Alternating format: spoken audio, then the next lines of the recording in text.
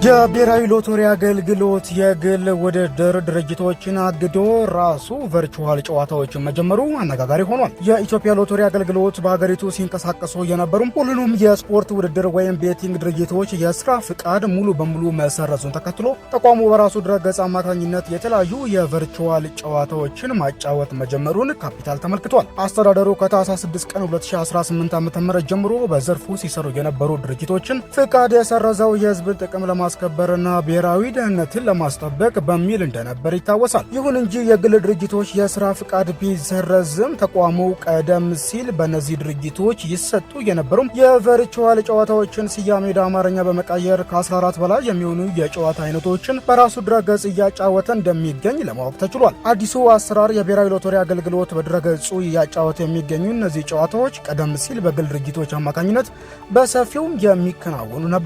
ልዩነቱ ግን ጨዋታዎቹ አሁን ላይ ስያሜያቸው ወደ አማርኛ ተቀይሮ በቀጥታ በመንግስት ተቋም ቁጥጥር ስር መሆናቸው ነው። ተጫዋቾቹ በእነዚህ ጨዋታዎች ላይ ለመሳተፍ እንዲችሉ አስተዳደሩ ዘመናዊ፣ ፈጣን የሆኑም የዲጂታል ክፍያ አማራጮችን ያቀረበ ሲሆን ቴሌብር፣ ካቻ፣ አሪፍ ፔይ እንዲሁም ሌሎች የዲጂታል ክፍያ መንገዶችን በዋነኝነት ይጠቀሳሉ።